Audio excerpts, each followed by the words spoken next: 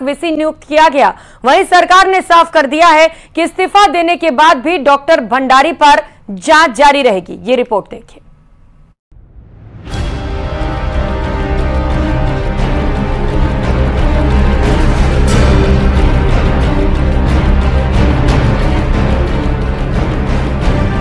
Organ transplant फर्जी NOC प्रकरण में घिरे RUHS के वीसी डॉक्टर सुधीर भंडारी ने राज्यपाल को अपना इस्तीफा सौंप दिया। चिकित्सा मंत्री गजेंद्र सिंह खींवसर ने साफ कर दिया कि भ्रष्टाचार के मामले में भजन लाल सरकार की जीरो टॉलरेंस पॉलिसी है। सरकार ने साफ कर दिया है कि इस मामले की तह तक जाएंगे। यह कार्रवाई केवल इस्तीफे तक सीमित नहीं रहेगी। की बात कह रहे हैं बरखास्त ऐसा है कि मुख्यमंत्री जी का मानना था कि क्योंकि ये विषय इतना गंभीर है तो इस्तीफा खाली लेना जो है वो उससे उन्होंने सही नहीं समझा। उन्होंने कहा कि बर्खास्त होना चाहिए क्योंकि इशू बहुत बड़ा है। ये इसके अंदर जो मामला ऐसा था जो इग्नोर किया गया और नाक के नीचे ये होता रहा, तो ये इसलिए उन्होंने कहा कि भाई बर्खास्त करना चाहिए क्योंकि इशू बहुत बड़ा है। ये फाइनलाइज करने में दिक्कत है। ये बहुत बड़ा इशू है। बड़ा इशू के अंदर क्या है कि सरकार जो भी रिपोर्ट दे उसको बहुत माइन्यूटली जाना पड़ेगा हर चीज़ के अंदर। और ये जो मैटर को मैं भी परस्यू कर रहा हूँ क्योंकि जो दस्तावेज और हमारे पास लीड्स जो आए हैं उसके अंदर मैं बिल्कुल श्योर हूँ कि ये बहुत गलत काम किया है। SMS अस्पताल के प्रशासनिक अधिकारी गौरव सिंह सस्पेंड। SMS के प्रिंसिपल डॉक्टर राजीव बगरहट्टा हटाए गए। SMS के अधीक्षक डॉक्टर अचल शर्मा हटाए गए। इसके साथ ही EHCC, फोर्टिस और मणिपाल हॉस्पिटल के ऑर्गन ट्रांसप्लांट करने के लाइसेंस को रद्द किया जा चुका है। डॉक्टर सुधीर भंडारी को भी सोटो के अध्यक्ष पद से हटा दिया गया है। इसके साथ ही राज्य सरकार ऑर्गन ट्रांसप्लांट फर्जी NOC प्रकरण से जुड़ी जांच रिपोर्ट को राजभवन भेजने की तैयारी कर रहा था, लेकिन इससे पहले डॉक्टर भंडारी ने इस्तीफा राज्यपाल को सौंप दिया। मामले को लेकर चिकित्सा मंत्री का कहना है कि इस प्रकरण से जुड़ी पूरी रिपोर्ट राज्यपाल को सौंपी गई है और भंडारी का इस्तीफा भी मंजूर हो गया है। इस्तीफा देने के बाद भी डॉक्टर भंडारी पर जांच जारी रहेगी। फाइनल स्टेजेस में लाना है।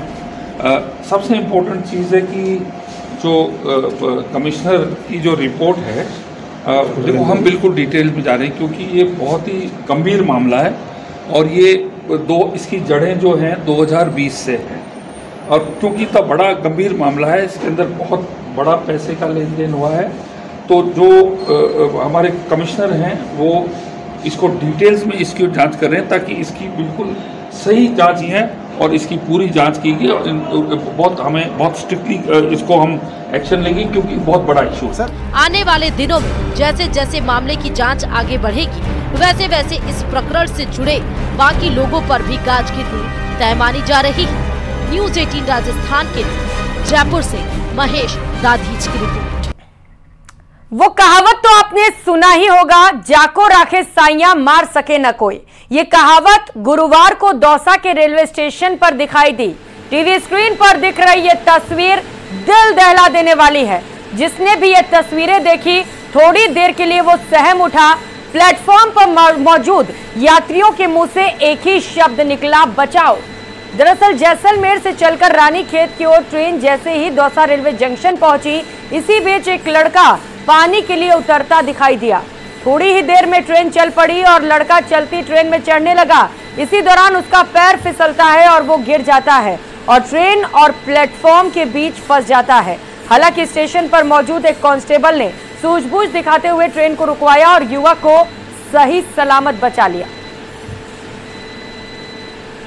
तो तस्वीर आप देख पा रहे हैं जहां पर एक शख्स चलती हुई ट्रेन पर चढ़ने की कोशिश कर रहा था और इस दौरान वो ट्रेन और प्लेटफॉर्म के बीच आ गया।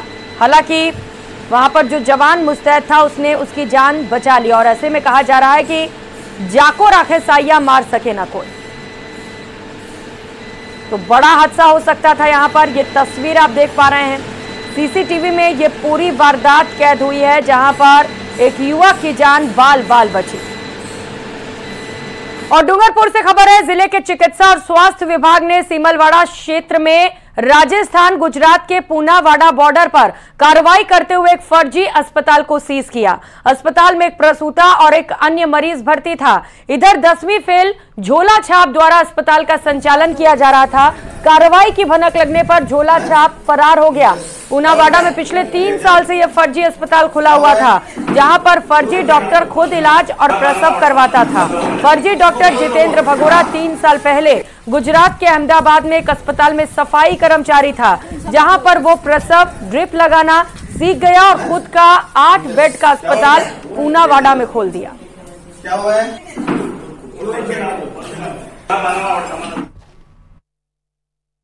ऑपरेशन ब्लैक थंडर के तहत जिला तथा ब्लॉक टीम की संयुक्त कार्रवाई पूनावाड़ा गांव में अवैध रूप से चल रहे एक दवाखाने पे की गई, जहां पर टीम के आने की भनक लगने से टीम के पहुंचने से पूर्व ही झोला छाप चिकित्सक वहां से भाग गया।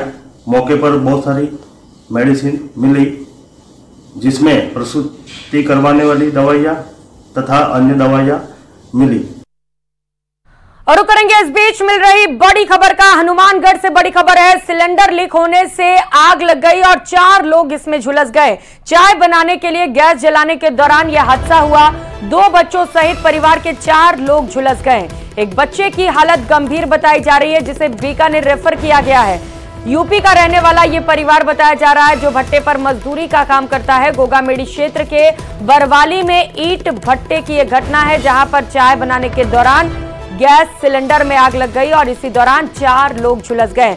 बताया जा रहा है कि सिलेंडर में लीकेज था, जिसकी वजह से यह हादसा हुआ और परिवार के 4 लोग झुलस गए, जिसमें एक बच्चा गंभीर रूप से घायल बताया जा रहा है। और खबर कोटा से, जहां पर 4 दिन बीत जाने के बाद भी पुलिस को एक छात्र के बारे में सुराग नहीं लग सका। छात्र की मां अपने बेटे की याद में आंसू बहा रही है और पिछले 4 दिन से खाना तक नहीं खा पा रही। परिजनों को उसके लापता होने का पता तब लगा जब 6 मई को उनके मोबाइल पर बेटे का मैसेज आया। मैसेज में लिखा था, मैं आगे पढ़ाई नहीं करना चाहता, 5 साल के लिए घर छोड़ रहा हूं, मैं कोई गलत कदम नहीं उठाऊंगा। वो अगले 5 साल के लिए घर से जा रहा है। जाते जाते उसने अपना सिम तोड़ दिया और मोबाइल भी बेच दिया। ये भी बताया जा रहा है कि उसके पास 8,000 रुपए हैं, उससे वो काम चला लेगा। उसके पास नंबर भी हैं सभी के, अगर कोई जरूरत पड़ेगी तो वो कॉल भी कर लेगा। साल में एक बार फोन जरूर करेगा, ये वादा भी किया SMS के जरिए। मां से कहा कोई गलत कदम नहीं उठाऊंगा। छात्र ने अपनी मां के लिए लिखा है कि उसे टेंशन नहीं लेना है। वहीं पुलिस पूरे मामले की जांच में जुटी है।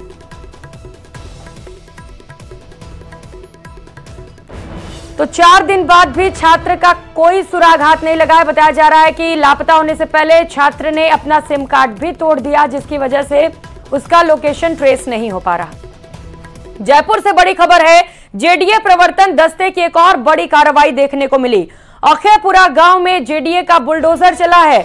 रास्ते से प्रवर्तन दस्ते ने अतिक्रमण ध्वस्त किया। लंबे समय से गैर मुमकिन रास्ते पर अतिक्रमण किया गया था, इसे लेकर शिकायतें भी की जा रही थी, लोग भी परेशान थे और इस अतिक्रमण पर प्रशासन की ओर से बुलडोजर चला है। जेडीए प्रशासन ने कानूनी प्रक्रिया के बाद इस कार्रवाई को अंजाम दिया।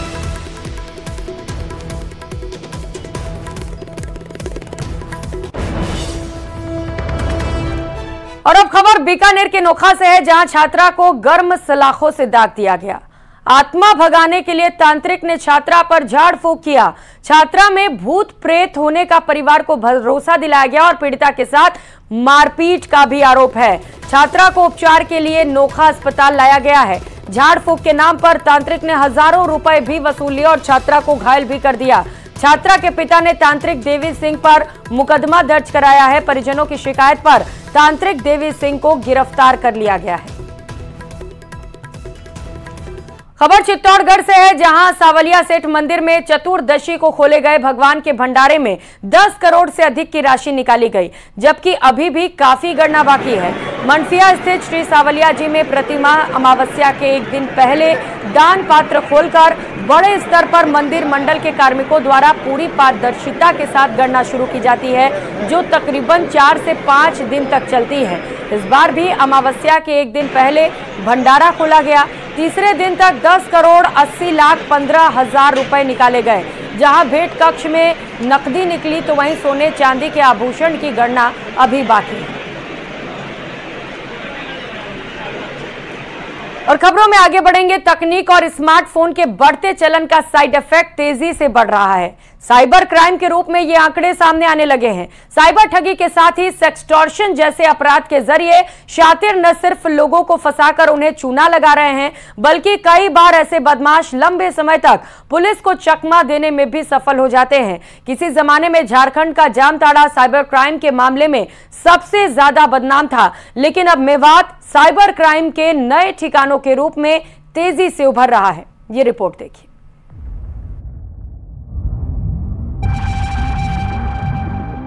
फैलता जा रहा है सेक्सटॉर्शन का जाल। लड़कियों के चक्कर में न हो जाएं कंगाल। सेक्सटॉर्शन में मेवात अव्वल। सेक्सटॉर्शन का डीकोड। मेवात क्षेत्र के अंदर जो साइबर ठगी कर रहे हैं, ये सब एक तो क्या है, लोगों को टेक्स्ट मैसेज फ्रेंड का टेक्स्ट मैसेज के बिहार पर लोगों से फंड के लिए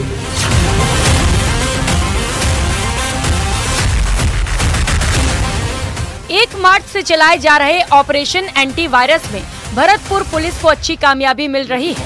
मेवात इलाके में 5 थानों की टीम ने दबिश देकर 23 साइबर ठगों को गिरफ्तार किया। आरोपी अलग अलग राज्यों में लगभग 1000 से अधिक लोगों को ठगी का शिकार बनाकर करोड़ों रुपए की अवैध कमाई कर चुके हैं। बेशक कुछ शातिर दबोच लिए गए हैं, लेकिन कई अब भी अपनी शिकारी की तलाश में हैं। खासकर साइबर एक्सपर्ट लोगों को सेक्सटॉर्शन गिरोह से बचने की सलाह दे रहे हैं।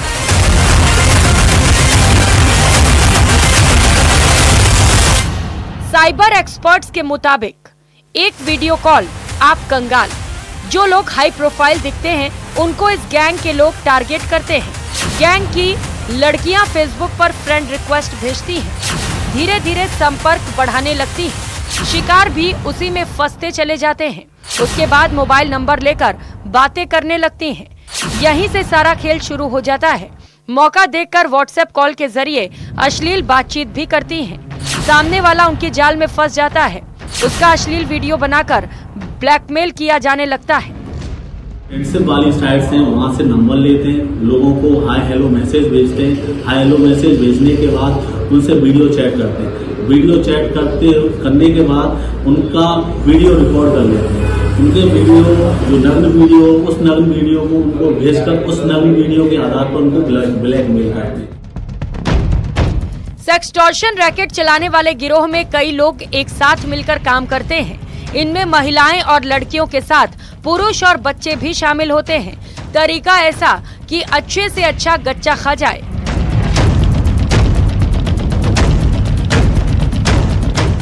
उसमें फर्जी पुलिस ऑफिसर्स बनते हैं, यूट्यूबर बनते हैं। यूट्यूब सोशल मीडिया पर अपलोड करने के बहाने से उनके नाम पर उनसे पैसे डलवाते हैं। फिर उनसे पुलिस ऑफिसर बन के जो कोई केस उनको बताते हैं कि इस तरीके का कोई केस रजिस्टर्ड हो रहा है, उस केस को रोकने के नाम से उनसे। सेक्सटॉर्शन से बचने का इकलौता उपाय सेल्फ कंट्रोल है। अगर इंटरनेट के माया जाल में फंसकर कोई अपना सेल्फ कंट्रोल खो देता है तो उसका जाल में फंसना तय है। तमाम सावधानियों के बावजूद अगर कोई फंस भी जाता है तो घबराने की कतई जरूरत नहीं। शिकार बन जाए तो क्या करें? सबसे पहले मामले की सूचना नजदीकी पुलिस स्टेशन या साइबर सेल को दें। ये बात अपने परिवार के किसी सदस्य को जरूर बताएं।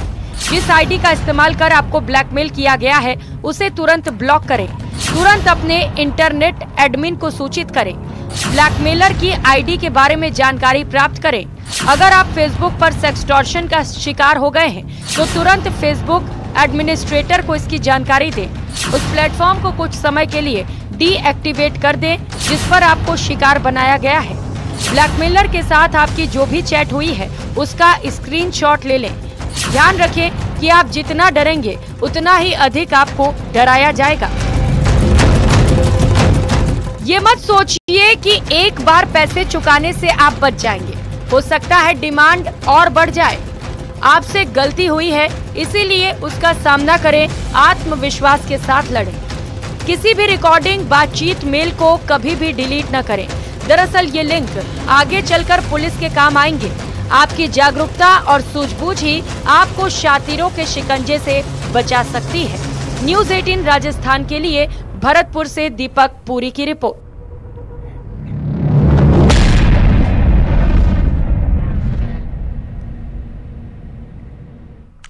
और रुक कर लेते हैं बड़ी खबर का। लॉरेंस बिश्नोई का शूटर बिहार में पकड़ा गया है। जी क्लब पर अंधाधुंध फायरिंग करने वाला शूटर पकड़ा गया। जयपुर में 2 महीने पहले बाल सुधार गृह से नाबालिग शूटर फरार हुआ था। बीकानेर का रहने वाला नाबालिग शूटर अररिया पुलिस के हत्थे चढ़ा है। नेपाल के विराटनगर में किराए के मकान में यह फरारी काट रहा था। कृष्ण कुमार नाम से फर्जी आईडी बनाकर नेपाल में नाबालिग कई दिनों तक छिपा रहा। लॉरेंस और रोहित गोदारा गैंग के सदस्यों से इंटरनेट वीपीएन के जरिए संपर्क में था। नाबालिग ग्रुप का लीडर ऑनलाइन ट्रांजैक्शन कर शूटर्स को रकम भी भेज रहा था। पैसे को निकालने बिहार के जोगबानी नाबालिग शूटर जाया करता था। एक कारोबारी के अकाउंट के फ्रीज होने की सूचना पर जोगबनी थाना पुलिस ने आरोपी को गिरफ्तार किया है। भारत नेपाल बॉर्डर पर बिहार में जोगबनी रेलवे स्टेशन के पास नाबालिग को पकड़ लिया गया। बिहार के अररिया जिला पुलिस ने राजस्थान पुलिस को इसकी सूचना दी। नाबालिग शूटर ने ही ट्रांसपोर्ट नगर में बाल सुधार गृह से कई नाबालिगों को भगाने की साजिश रची थी।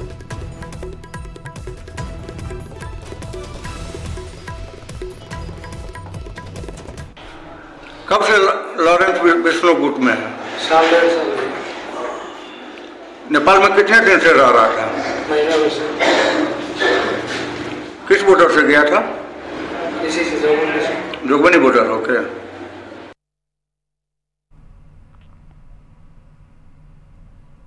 Bharat Nepal border Jogbani railway station के पास साइबर फ्रॉड की शिकायत पर जोगबनी थाना द्वारा एक युवक को पकड़ा गया। उस युवक से पूछताछ किया गया तो उसने अपना नाम जयप्रकाश बताया, जो कृष्ण कुमार के नाम से फेक आईडी बनाकर नेपाल के विराटनगर में किराए पर पहचान छुपाकर रह रहा था।